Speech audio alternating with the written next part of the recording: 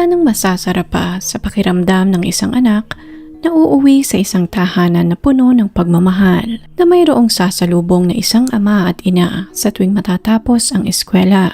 Mga magulang na walang ibang nais kundi mapabuti at magkaroon ng magandang kinabukasan ang kanilang mga anak. Ngunit paano kung ang bawat pagkukulang, bawat hingi na hindi na ibigay, bawat atensyon na naipagkait ay nakalista pala at kinimkim ng napakahabang panahon? Paano nga ba masisiguro ng mga magulang na mapapalaki nila ang kanilang mga anak na may takot sa Diyos at puno ng pagmamahal? Ito ang mga katanungan na hindi na nasagot ng mag-asawang Judy at Wayne Anderson dahil isang araw matapos ang Pasko noong 2007 na wipe out ang buong pamilya nila nang wala man lamang nakakapansin. Ang salarin, isa sa kanilang mga anak. Isang trahedya na naganap sa araw na dapat sana'y nagdidiwang ang buong pamilya. Samahan niyo ako at ating balikan ang malungkot na kasong ito ng Anderson family. Nakatira ang Anderson family sa Carnation, Washington.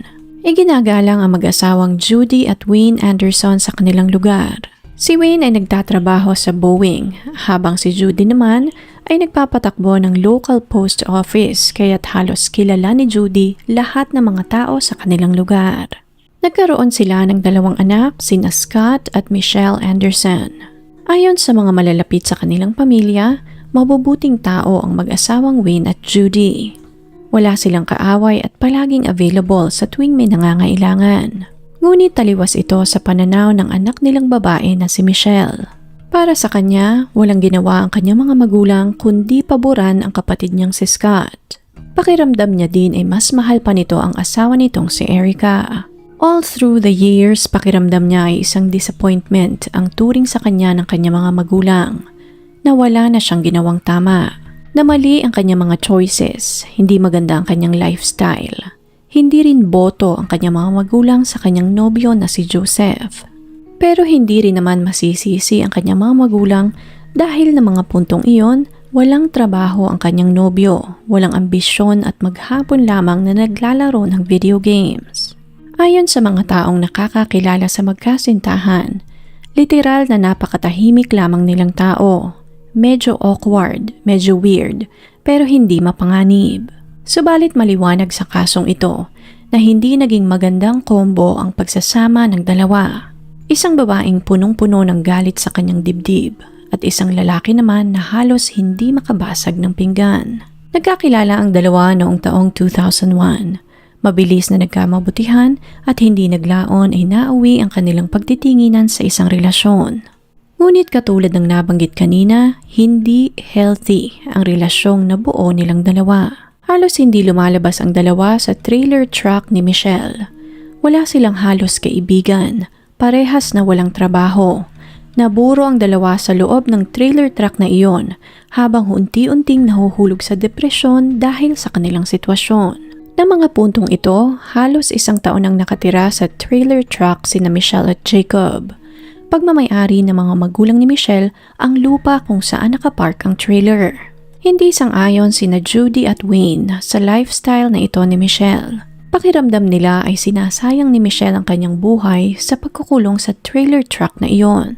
Para mahikayat naman na magtrabaho ang dalawa, kinausap ni Judy ang magkasintahan at sinabing kailangan na nilang magbayad ng upa. Subalit hindi iyon nagustuhan ni Michelle. Pakiramdam niya ay pinagdadamutan na naman siya ng kanyang ina. Para sa kanya, isa na naman iyong patunay na pinipiling muli ng kanyang mga magulang ang kanyang kapatid na si Scott. Dahil alam niya na kung si Scott ang nakatira doon, sigurado siya na hindi nila pagbabayarin ng upa ang kanyang kapatid. Dito na rin muling naalala ni Michelle ang nangyari ilang taon na ang nakakalipas, kung saan nangutang sa kanya ang kanyang kapatid na si Scott ng $40,000 at hindi ito nagbayad. Nagsumbong siya sa kanyang mga magulang ngunit hindi sila nakialam. Dahil sa mga pangyayaring ito, nakatatak sa utak ni Michelle na wala siyang bilang sa pamilyang iyon. Na kahit na anong kanyang gawin, mabuti man o masama, ay walang pakailam sa kanya ang kanyang mga magulang. At dahil nga dito, nagdesisyon si Michelle na tapusin na ang lahat. Dahil kung hindi siya kayang mahalin ng kanyang mga magulang, ay wala silang puwang sa kanyang mundo. At dito na nga nagsimula ang maitim na plano ng magkasintahan. Si Michelle ang nagplano ng lahat. Ang nobyo naman niyang si Joseph ang magsasagawa ng plano. Bilang paghahanda, bumili si Jacob ng 2 baril. Isang Smith & Wesson Model 19 Magnum Revolver at isang 9mm semi-automatic pistol. Hanggang sumapit ang bispiras ng Pasko noong 2007. Habang abala ang lahat para sa pagsalubong sa Pasko, sina Michelle at Joseph naman ay nagdadrive papunta sa bahay ng kanyang mga magulang. Hindi para makasama sila sa pagsalubong ng Pasko, kundi para isagawa ang maitim nilang plano. Nadatnan nila si Judy na nagbabalot ng mga regalo para sa kanyang mga apo, at si Wayne naman ay abala sa paghahanda ng pagkain. Binati ni Michelle ang kanyang ina. Si Joseph naman ay casual na nakipagkwentuhan kay Judy upang malibang ito habang papunta si Michelle sa lugar kung nasaan ang kanyang ama. Nang marating ang silid, dito na itinutok ni Michelle ang baril sa kanyang ama. Kinalapit niya ang gatilyo, ngunit hindi ito pumutok. Bago pa man makabawi si Wayne, nasa tabi na ni Michelle si Joseph at saka ipinutok sa ulo ni Wayne ang baril na hawak niya. Nang punto ding iyon, binawian ng buhay si Wayne. Narinig ni Judy ang putok kaya't dali-dali itong tumakbo sa kwarto kung nasaan ang kanyang asawa. Ngunit bago pa man siya makapagsalita, nakatutok na rin ang baril sa kanyang muka. Bago ipinutok ang baril, humingi muna ng paumanhin si Joseph kay Judy. And just like that, magkasunod na napas lang ang mag-asawang Anderson. Ngunit hindi pa doon tumigil ang magkasintahan. Alam ni Michelle at Joseph na parating din sa bahay ng kanilang mga magulang ang pamilya ng kapatid niyang si Scott. Dito na nila hinila ang mga katawanin na Judy at Wayne sa storage room. Kumuha sila ng mga basahan at towels upang linisin ang mga dugo na nagkalat sa sahig. At bago pa man makarating ang pamilya ng kanyang kapatid, nalinis na nila ang crime scene.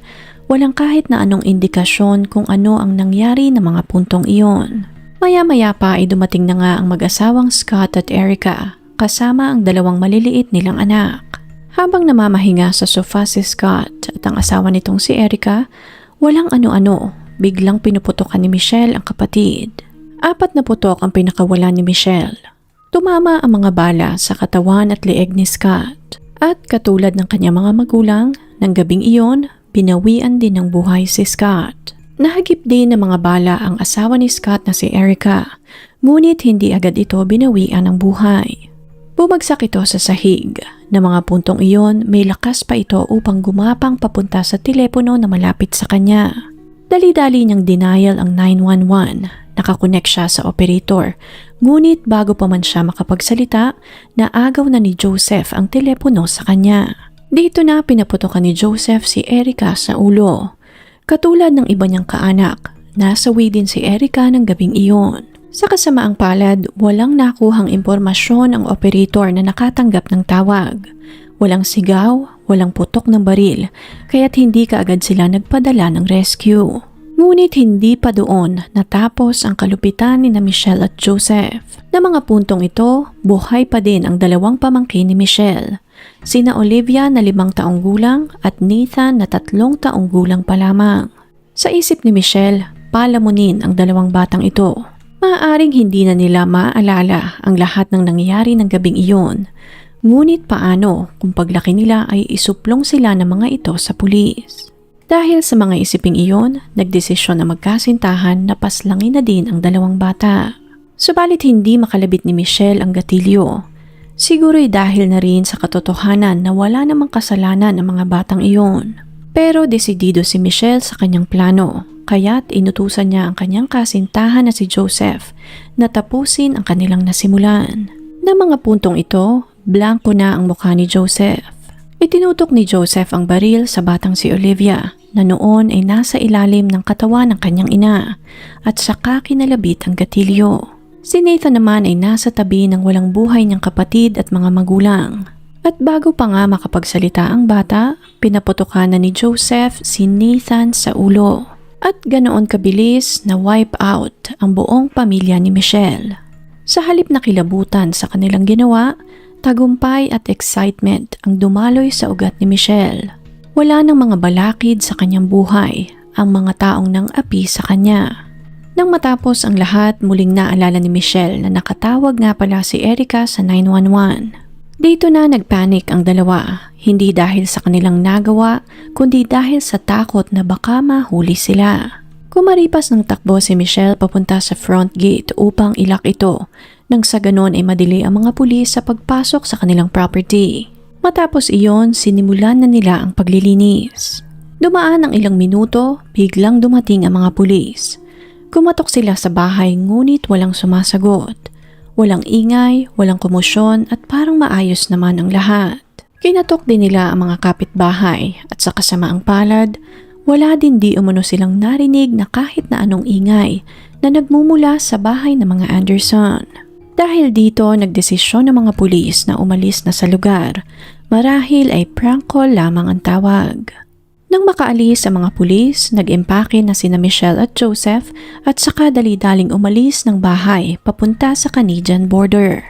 Ngunit bago pa man makarating ng border, muling nagpanik ang dalawa. Naisip nila na maraming security cameras. Nadoon din ang mga border patrol. Magiging suspicious kung agad-agad silang lalabas ng bansa. Kaya't iniba nila ang kanilang plano.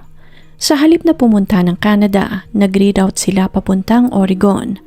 At bago sila makarating doon, ibig sabihin ay muli nilang madadaanan ang bahay ng pamilya ni Michelle. Ang bahay kung saan pinatay nilang dalawa ang kanyang buong pamilya. Nang sumunod na araw, December 26, 2007, nagtaka ang best friend ni Judy na si Linda dahil hindi ito pumasok sa trabaho. Sinubukan niyang tawagan ang kaibigan ngunit hindi niya ito makontak. Wala sa karakter ni Judy na hindi ito mag-aabiso kung sakaling hindi ito makakapasok sa trabaho. Pakiramdam niya ay may masamang nangyari kay Judy, kaya't nagdesisyon itong puntahan ng kaibigan sa kanilang bahay. Kumatok siya sa pinto, ngunit walang sumasagot. Sumilip siya sa bintana at doon niya nakita ang 3 katawan na nakahandusay sa sahig at duguan. Dito na niya kinuha ang kanyang telepono at denial ang 911. Umiiyak man, nasabi ni Linda na ang babaeng nasa sahig at mukhang wala ng buhay ay ang matalik niyang kaibigan na si Judy. Ilang minuto ang lumipas at dumating na nga ang mga pulis sa bahay ng mga Anderson. Dito nila nakumpirma ang sinasabi ni Judy. Una nilang nakita ang katawan ni Scott, Erica at ang anak nitong si Nathan. Nang mga puntong iyon, nakayaka pa ang batang si Nathan sa katawan ng kanyang ina. Halos maiyak ang mga pulis nang mapagtanto nila na may isa pang bata na nakatago sa ilalim ng katawan ni Erica.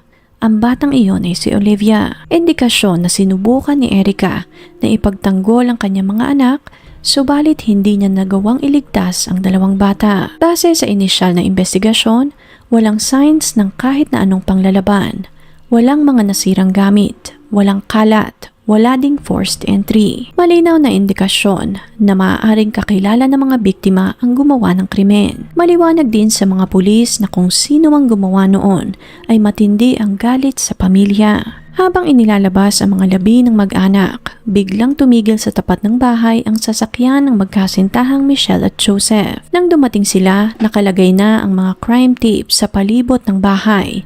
May mga helicopter din na nasa ere upang mag-surveillance. Napakaraming pulis sa kanilang bahay, ngunit hindi man lang kinakitaan ng kahit na anong pagtataka o takot sa mukha ni Michelle. Kalmado nitong sinabi sa mga pulis na napadaan lamang sila sa bahay ng kanyang mga magulang dahil papunta sila ng Vegas para magpakasal. Dahil sa inasal na ito ni Michelle, naging malinaw sa kanila na maaaring may kinalaman ito sa insidente. Isinailalim sila sa investigasyon at hindi rin nagtagal, pumiyok na rin si Michelle. Humagulhol ito at inamin na sila nga ang pumatay sa kanyang buong pamilya. Ayon sa testimonya ni Michelle, nagawa niyang paslangin ang kanyang mga magulang dahil paulit-ulit siyang inapi ng mga ito. At paulit-ulit ipinaramdam sa kanya na hindi siya mahalaga sa kanilang pamilya, na nasayang ang kanyang buhay dahil sa pang-aaping iyon ng kanyang mga magulang. Base sa tono ni Michelle, parang na-delay pa nga ang pamamaslang dahil dapat ay matagal na niyang ginawa iyon. Walang mababakas na kahit na anong pagsisisi sa mukha ng dalaga. Idinagdag din ni Michelle na simula nang dumating si Erica sa kanilang buhay, mas lalo nang nawala ng panahon sa kanya ang kanyang ama at ina. Nawala na rin siya ng kakampi dahil maging ang nag-iisa niyang kapatid na si Scott ay na-brainwash na din ng kanyang mga magulang. Paulit-ulit niyang ginastify sa harap ng mga pulis kung bakit kailangan at bakit valid ang kanyang desisyon na patayin ang kanyang pamilya. Ngunit wala siyang maisagot nang mapunta ang usapan sa dalawang bata na nadamay sa krimen. Ang tanging naisagot ni Michelle ay pinatay niya rin ang kanyang mga pamangkin dahil ayaw niyang lumaki ang mga ito na naaalala kung paano pumanaw ang kanilang mga magulang. Pagod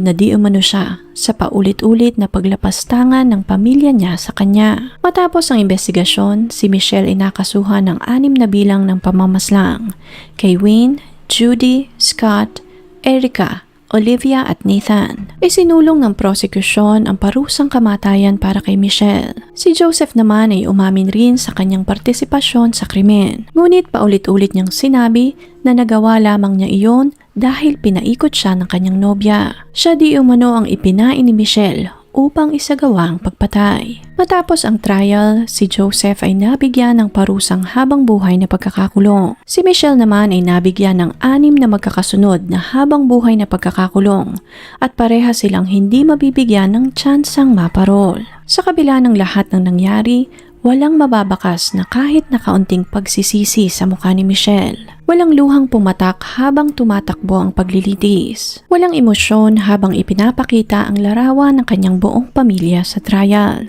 Ang mga larawan ng kanyang mga pamangkin, ang detalye sa krimen at kung paano niya pinatay ang kanyang buong pamilya. Para kay Michelle, justifiable ang lahat. Wala siyang ginawang mali at hindi niya pinagsisisihan ang lahat. Kung interesting po ang kasong ito para sa inyo, please leave a comment and share your thoughts sa comment section below. Please click on the subscribe button and notification bell as well para updated kayo sa mga susunod pang videos. Salamat po and see you on the next one.